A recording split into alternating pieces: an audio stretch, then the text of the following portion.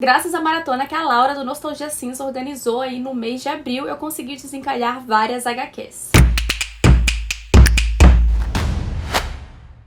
Oi, como é que vocês estão? Esse vídeo aqui é pra gente conversar sobre as minhas leituras do mês de abril. Eu confesso que eu gostaria de ter lido mais, mas olhando assim, gente, só leitura maravilhosa. Então, antes de eu começar a mostrar elas, eu quero agradecer a Cuponomia, que é quem está patrocinando esse vídeo. O Cuponomia, pra quem não sabe, é uma plataforma de cashback e tem parceria com mais de 2.000 lojas, incluindo a própria Amazon, Americanas e Submarino. Comprando em qualquer uma dessas lojas, você terá parte do seu dinheiro de volta, além de cupons de descontos. E para facilitar tudo, quando você adicionar a extensão deles no navegador, você será notificado caso acesse uma loja parceira e quais cupons de descontos estarão disponíveis. E se você se cadastrar com o meu link que está aqui na descrição, você já ganha R$5 de bônus. E ao completar R$20, você já pode resgatar o seu dinheiro. Além disso, já deixa o seu like, se inscreve no canal e ativa o sininho para não perder os próximos vídeos. Gente, isso é muito importante. Eu sei que às vezes fica chato a gente ficar pedindo, mas é porque faz toda a diferença. Todo esse engajamento de vocês é o que faz o YouTube entregar esses vídeos para mais pessoas. Então, por favor, não deixem de fazer tudo isso que eu pedi para vocês. E claro, se forem fazer qualquer compra na Amazon e no Magazine Luiza, utilize o meu link de associada.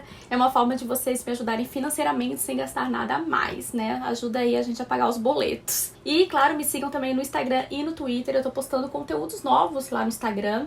Então não deixem de acessar aí o @SamanthaBell pra me seguir nesta outra rede também. Bom, gente, eu vou começar com a minha primeira leitura do mês, que foi O Palácio de Papel, da Miranda Cowley-Hiller. Esse livro aqui, desde que a Intrínseca lançou, eu fiquei muito curiosa. Na verdade, eu já tinha visto ele lá fora, porque ele fez parte do clube do livro da Reese Witherspoon. E eu não poderia deixar de conferir, claro, até porque é um drama familiar e eu amo esse tema. Bom, a história aqui começa no dia seguinte de uma noite, um jantar de família com amigos. A gente conhece a Ellie. Bom, e a Ellie tá ali, tipo, vendo aquela mesa bagunçada ainda do dia anterior e fica refletindo sobre a noite e logo, já no início, a gente descobre que ela traiu o marido dela com o melhor amigo. Enquanto, né, a família dela, a mãe, o marido, os filhos, a esposa do melhor amigo estavam ali jantando. Ela e o Jonas, que é o melhor amigo, acabaram aí, né, transando do lado de fora aí da casa. Então a gente vai acompanhar esse dia seguinte da vida da Ellie, ela ali com os filhos, pensando, né, meu Deus, e agora o que ela faz? Se ela fica com o marido, se ela fica com o melhor amigo, e aí eles vão pra praia, enfim, a gente vai acompanhar o dia dessa família e também vamos acompanhar capítulos no passado, onde a gente sabe de fato a história de cada um deles e como que eles foram parar nessa situação. Então a gente vai acompanhar desde a infância da Ellie, não só isso, mas também um pouco da vida da mãe dela com os avós. Aí a gente vai ver que a Ellie tinha uma irmã, essa irmã acabou falecendo. E a gente vai ver como que Ellie e o Jonas se conheceram e como que essa amizade durou tanto tempo, entre idas e vindas e entre muitos traumas. Os pais da Ellie se separaram quando ela e a irmã ainda eram crianças. E a mãe dela acabou arranjando um marido que tinha um filho, que é o Conrad, que é o personagem mais detestável dessa história. E a gente vai ver como que isso impactou na vida da Ellie. E além disso, a gente também, claro, vai descobrir como que a Ellie e o Peter se conheceram, se casaram. Então, assim, gente, pode parecer uma sinopse muito simples, mas é sobre a vida dessas pessoas e é sobre personagens muito reais. Por esse motivo, eu consegui me conectar muito com a história, me conectar muito com os personagens. É o tipo de livro que eu gosto, não é aquele livro que tem vários plot twists, você fica, meu Deus, chocado o tempo todo, sabe? É um livro sobre a vida mesmo. E aí você vai ficando triste, feliz, né, inconformado com o que tá acontecendo e simpatizando ou não com os personagens. Enfim, gente, eu gostei muito dessa leitura. Se você curte dramas familiares, sem necessariamente ter diversas descobertas e plot twists, eu acho que você vai gostar também de O Palácio de Papel. Uma coisa aqui que eu esqueci de falar é que grande parte da história se passa nas férias de verão, tanto quanto a Ellie era criança quanto agora, né? Esse dia que a gente acompanha ela toda nessas dúvidas e consciência pesada ou não de ter traído o marido, numa casa em que o avô dela era o dono e ela fica assim perto de um lago, de uma lagoa, então várias coisas e os acontecimentos mais intensos e interessantes e principais acontecem então nessas cabanas, nessa casa, no casarão, nas cabanas que o avô dela construiu e que eles vão pra lá todos os verões. Bom, e a outra leitura desse mês foi To The Hill, da Carla Madeira. Finalmente eu li este livro que tá dando o que comentar, mas eu não vou falar sobre ele aqui neste vídeo porque eu fiz um vlog de leitura, gente. Então se você quiser saber a minha opinião, não deixa de conferir esse vlog. Tem partes sem spoilers e parte com spoilers. É um vlog bem legal, bem completo, conversei bastante sobre tudo o que eu achei dessa história. Porém, posso adiantar a vocês que eu sou do time que curtiu o livro, então é isso. Não deixa de ir lá assistir o vlog, gente, sério, por favor.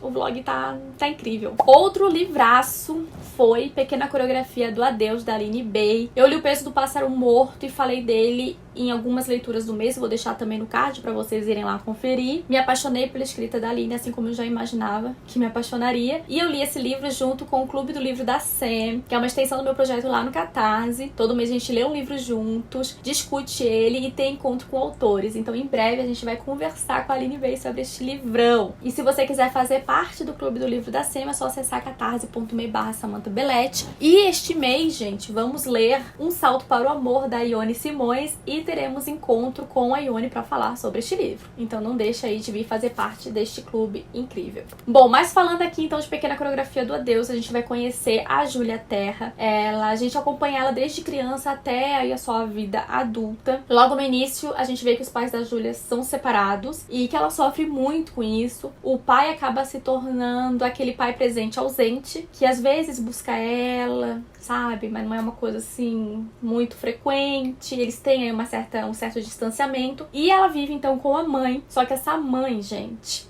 ela bate na Júlia. E não só, né, tem essa questão da violência física, mas também uma violência psicológica. E isso já nas primeiras páginas já corta o nosso coração, porque a gente tá falando de uma criança que tá contando a história. E a Aline, ela tem uma escrita muito poética, é uma escrita que pega fundo mesmo, aquela que machuca, sabe? É impossível você não sentir a potência e não sentir o que aquela personagem, né, no caso aqui, o que a Júlia tá sentindo naquele momento. Eu vou até ler um pedaço pra vocês, porque eu acho que só dessa forma vocês vão ter ideia de quão gigante a Aline é na escrita. Quando o divórcio chegou, finalmente algo se rompeu, também em mim.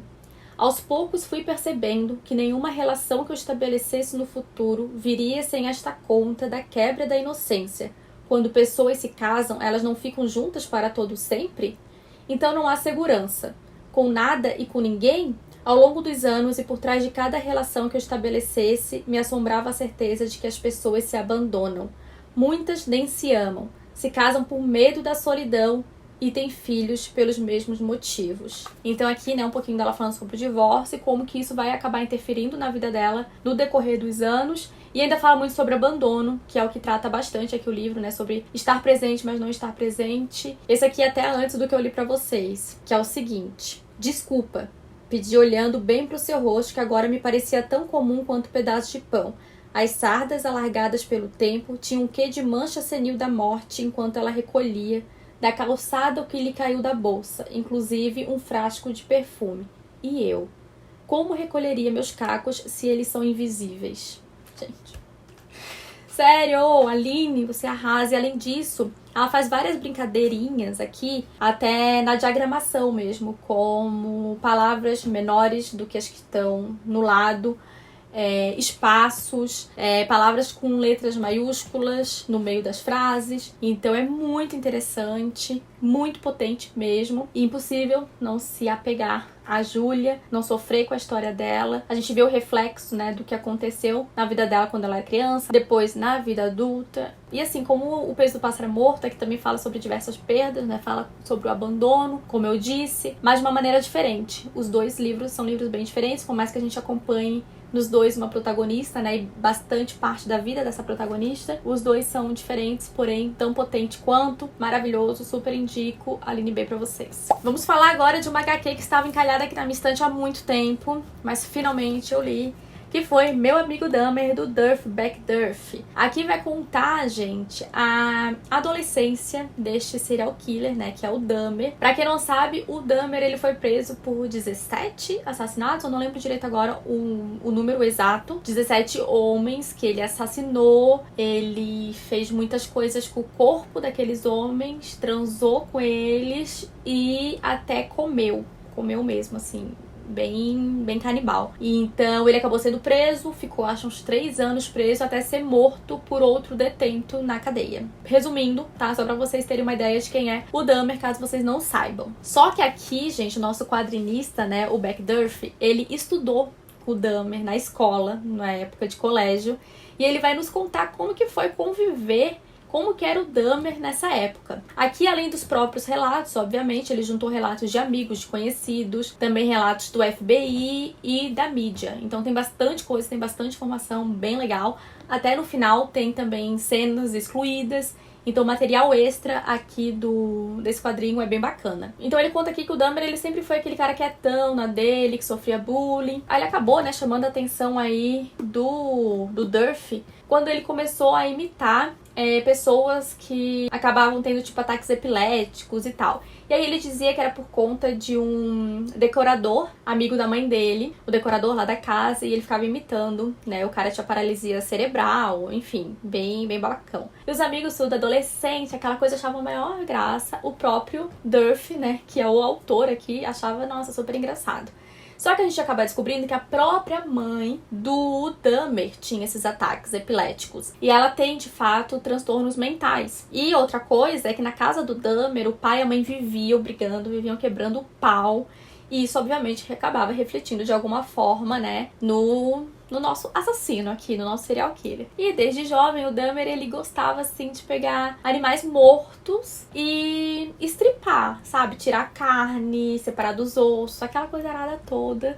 Até que, quando os pais dele se separam, a mãe dele vai se mudar com o irmão mais novo e simplesmente deixa o Dahmer lá, ele acaba aí matando, né, o primeiro ser humano e fazendo aí essas algumas atrocidades. E o que o Durf traz bastante aqui é o questionamento de onde estavam os adultos que ninguém viu o que estava acontecendo. Porque era muito óbvio que o Dahmer, ele era assim, um esquisitão, ele tinha suas peculiaridades. E também chegou uma época em que ele vivia bêbado, ele ia pra escola cheirando álcool, todo mundo sentia. Então cadê, né? Cadê os pais dele que não perceberam isso?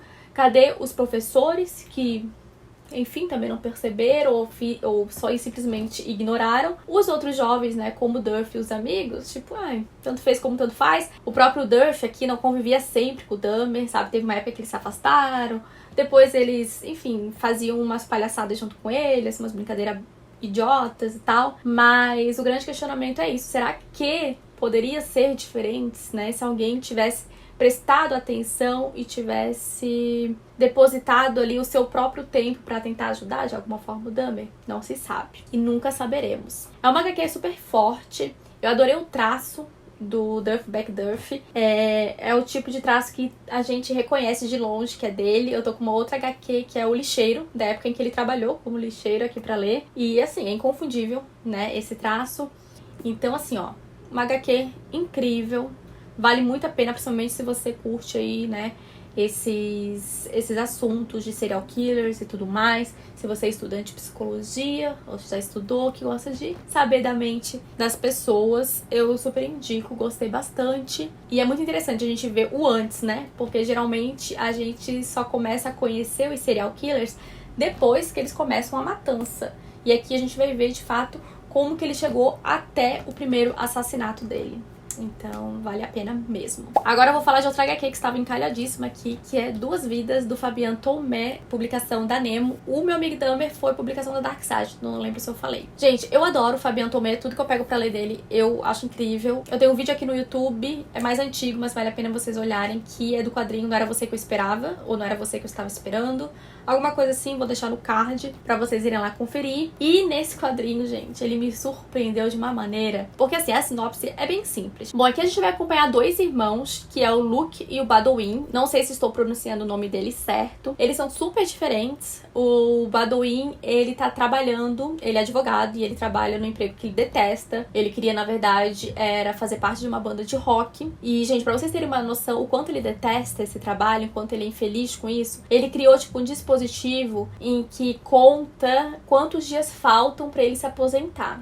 Então, assim, tristeza. Sério, a gente dá muita pena dele. E ele acabou sendo advogado porque por pressão dos pais, sabe? Aquela coisa toda. E o Luke, ele é médico. Ele vive viajando por aí, praticando a medicina. É um espírito super livre e tudo mais. Bem diferente do Baduin. Acontece que um dia, o Baduin, ele descobre um caroço aqui assim. E aí ele vai no médico, amigo do Luke, que é um dos melhores oncologistas. E o médico diz que, infelizmente, não tem mais o que fazer, ele tá com câncer já super avançado e que não se sabe o tempo, né, quanto tempo ainda ele pode ter de vida. E aí, obviamente, com essa porrada na cara, ele fala com o Luke, conversa e eles decidem criar uma lista para as coisas que o Baduin deve fazer, aí que ele quer fazer antes de falecer, incluindo, né, sair do próprio emprego. Então eles fazem essa lista e ele acaba indo viajar com o Luke vai trabalhar, se eu não me engano é na África, não lembro agora direito, posso estar falando besteira, mas aí ele vai junto. E ali ele, né, vai numa jornada de autodescoberta, fazendo várias coisas que ele tinha vontade de fazer e não fazia, e tudo mais. É uma história muito emocionante. Como eu falei pra vocês, a premissa pode ser bem básica e super clichê, mas, gente...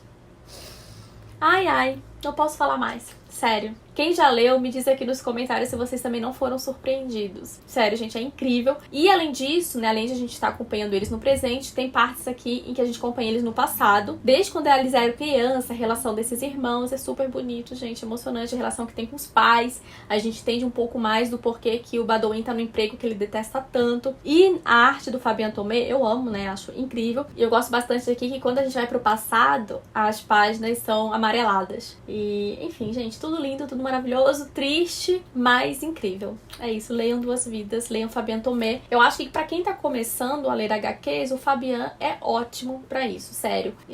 Não tem nada confuso nos quadrinhos dele, tudo é muito claro e são histórias que sempre tocam a gente. Vamos agora para este calhamaço de mangá, que é Recado a Adolf, publicação da editora Pipoca Nanquim. Sempre uma bela edição. Esse aqui é o volume 1, tá? Eu só li o volume 1 esse mês. Estou curiosíssima pra ler o volume 2 sim. Mas acredito que eu vou deixar pro mês que vem. Bom, a história que começa no início dos anos 30, né? Um pouco antes aí do início da Segunda Guerra Mundial. E a gente vai conhecer o Tog, que é este cara aqui da capa. E a gente já inicia com ele falando o seguinte: esta é a história de 3 homens, todos eles chamados Adolf. Cada um deles trilhou um caminho diferente na vida. Então a gente vai saber aqui um pouco da história do Tog e desses outros 3 Adolfs. Um deles sendo o próprio Adolf Hitler, né? Que a gente conhece aí, e os outros 2 sendo 2 melhores amigos. Um deles é o Adolf Camil, que é japonês, filho de imigrantes judeus, e o outro é o Adolf Kaufmann, que é filho de mãe japonesa e pai alemão, só que esse pai dele é oficial nazista e proíbe, obviamente, que ele tenha amizade com o outro Adolf, né, que é filho aí de judeus. E a relação dos dois acaba mudando bastante quando o Adolf Kaufmann vai estudar na Alemanha, né, numa escola nazista. E aí a gente vai vendo o quanto, obviamente, estudar nessa escola vai influenciar ele, que antes não gostava, que ia contra o pai nesse regimento nazista, até porque ele amava, né, esse melhor amigo dele, que era judeu, e ele não entendia por que o pai dele, né, essas pessoas tratavam os judeus tão mal, né, e falavam que eles não deveriam existir e tudo mais. Só que desde que ele vai para essa escola, as coisas, né, vão mudando aí na cabecinha dele. E, paralelamente a isso, a gente acompanha, então, o Tog, que é esse homem que eu já falei aqui da capa. Ele é um ex-atleta, atualmente jornalista, e quando ele tá na Alemanha pros Jogos Olímpicos, o irmão dele liga pra ele, avisando que tem que se encontrar com ele, porque tem algo muito importante pra entregar pra ele, e que isso pode mudar todo o cenário atual ali, político e social e tudo mais. Só que o Tog acaba se atrasando, e quando chega, o irmão dele foi assassinado. Logo depois, o corpo do irmão some, e ele começa a ir atrás, querendo descobrir o que de fato aconteceu. E aí, obviamente, ele descobre que os nazistas deram fim, né, no corpo do irmão dele. E ele vai descobrir o que de fato o irmão queria entregar pra ele, que eram documentos que provavam que o Hitler era filho de judeus. Então, gente, obviamente que isso mudaria tudo. E então a gente vai acompanhando o Tog tentar recuperar esses documentos, depois tentar esconder esses documentos, e vir, assim, uma aventura, um thriller, tudo muito frenético, porque ele tá sendo caçado, né, e ele precisa escapar e revelar esse segredo de alguma forma, mas tem que cair esses documentos nas mãos de pessoas certas. E a história dele, né, que já tá ligada ao Adolf Hitler, acaba aí se ligando com a história desses outros 2 Adolfs. E aí, gente, eu não sei o que vai acontecer porque eu não li a continuação ainda, porém estou curiosa. E, gente, o Osamu Tezuka, que é um mangaka aqui de Recada Adolf, é um dos mais queridos, um dos mais incríveis mangakas que existe. Então, podem esperar aí um mangá de peso, porque é pesado mesmo, meu braço tá doendo.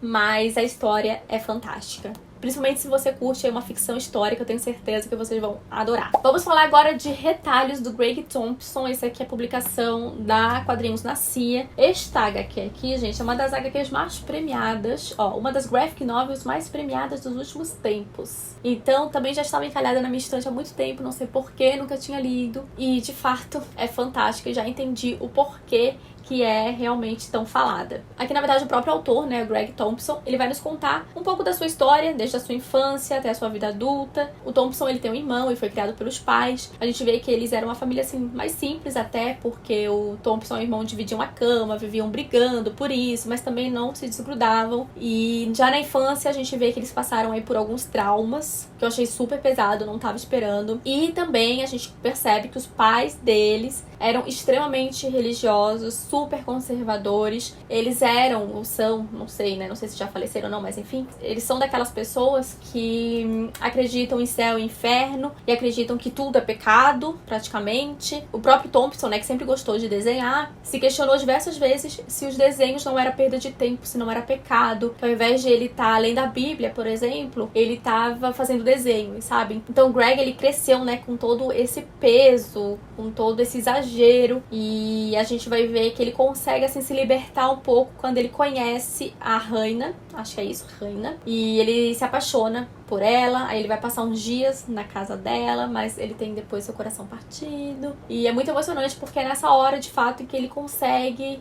tirar um pouco as suas amarras, sabe? Os pais da Raina, eles também são cristãos, mas não são, tipo, opressores que nem os pais do Greg. Enfim, gente, é uma história super emocionante, não é cheia de plot twists, de reviravoltas, mas é uma história que toca o coração, é muito interessante a gente ver, né, tudo que o Greg e o irmão dele, de certa forma, passaram com essa obsessão dos pais, como que isso afeta a vida deles, mas mais importante, como que ele foi aos poucos, por mais que muitas vezes parecia que ele não ia conseguir se libertar disso, ele conseguiu. Então é muito bonito. E, gente, o traço do Greg, né, todo em nanquim, é realmente, assim, perfeito. E agora eu tô louca pra ler Habib, que é dele também, e que tá há mais tempo na minha estante do que Retalhos. Então, em breve, vem aí. Vamos agora para esta HQ, que é a mais diferentona que eu tenho aqui em questão de narrativa, eu acho, que é Rusty Brown, do Chris Ware. Gente, essa edição é uma das mais bonitas que eu tenho na minha estante. Já mostrei detalhes dela no vídeo de livros mais bonitos da minha estante. Também vou deixar no card aqui. E a gente vai acompanhar aqui 4 histórias, basicamente. A primeira delas é do Rusty Brown, né? Que é o nome aí do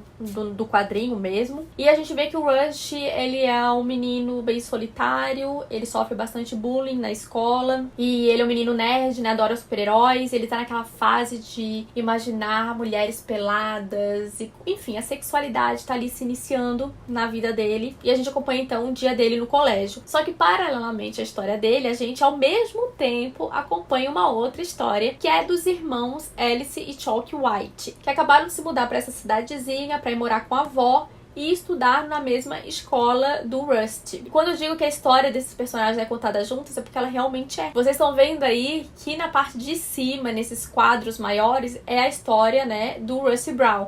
E nesses menorzinhos, quase um cabeçalho, é a história da Alice e do Chalk. Então a gente vai acompanhando as duas juntas, e eu achei isso sensacional. Nunca tinha lido uma HQ dessa forma, até que essas duas histórias acabam se fundindo. Bom, a gente vê que a Alice, ela tenta ali se encaixar, né, de certa forma, nos grupinhos de meninas, e encontra aí uns professores meio estranhos. E o Chalk, a gente acompanha ele tentando conversar com o Rush por conta de algo aí que acontece logo que ele chega na classe. Acho que eu esqueci de falar, mas o Chalk tem a idade do Rusty e a Alice já é adolescente. E aí a gente vai então pra nossa segunda história, e eu vou largar este livro porque, gente, tá pesado, tá? Então, sorry. Vai ficar sem aqui do lado.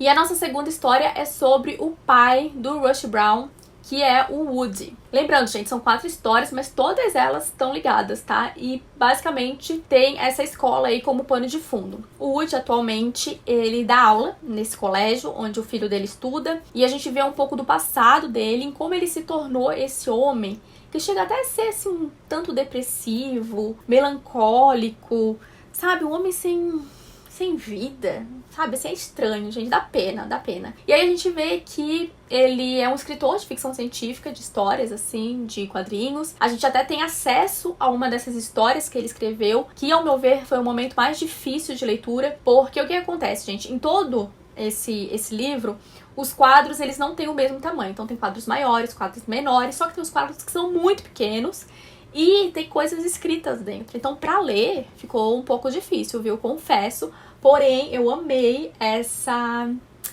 brincadeirinha aí que o Chris Ware fez, sabe? Eu achei genial. Porém, de fato, em alguns momentos ficou um pouco difícil de ler. Enfim, daí o Woody, a gente tem acesso, né, a essa história de ficção científica que ele escreveu. A gente também descobre que ele se apaixonou e teve o coração partido diversas vezes, e até hoje isso acaba pesando bastante na vida dele. Ele é casado, né, com a mãe do Rush, mas eles não têm, assim, um casamento muito feliz. Sabe, é tudo tão morno. Mas é muito interessante essa parte dele. A terceira história é do Jordan Lindsay, que é quem faz bullying com o Rusty Brown. E no Jordan, a gente vai acompanhar a vida dele desde criancinha, de bebê, até a vida adulta. E a gente vê que ele, principalmente com o pai, tem um relacionamento bem tóxico. Como que isso reflete no que ele acaba fazendo com o Rusty Brown, né, no bullying que ele faz com o Rusty. E por último a gente tem a história da professora, da Joanna Cole, e ela é a única professora preta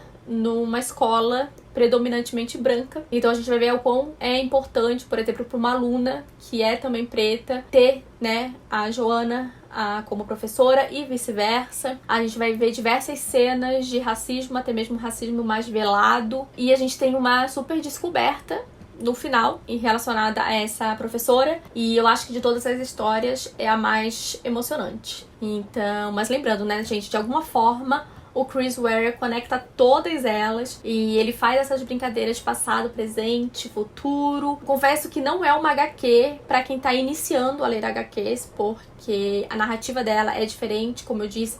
Os quadros mudam de tamanho, a ordem de leitura muda. Em alguns momentos ele coloca uma setinha pra ajudar a gente na ordem, mas não é sempre. E o desenho, ele é bastante geométrico e colorido. Algumas vezes, por conta de ele ter sempre assim a mesma tonalidade, você tem que prestar atenção pra identificar o passado do presente, né, ou do futuro, enfim. Então, como ele não diferencia em nada o passado do presente e do futuro, tem que prestar, de fato, bem atenção nas feições pra ver se aquele personagem, ele é o personagem mais jovem, já é o personagem mais velho, porque na maioria das narrativas ele faz aí essa misturinha, né, de tempo. Mas resumindo, todas as histórias são sobre o que aconteceu na vida dessas pessoas pra elas estarem onde elas estão. É uma HQ que eu gostei muito, foi uma experiência super diferente. Bom, gente, essas foram então as minhas leituras do mês de abril. Me contem aqui nos comentários quais foram as suas, quais que tiveram mais destaque, quais dessas que eu li que vocês têm interesse em ler também, ou quais vocês já leram. E eu quero deixar aqui meu agradecimento especial ao grupo lá do Catarse. Vocês são incríveis, muito obrigada por estarem sempre comigo. E agradecer também a todos vocês que assistiram esse vídeo. Um beijo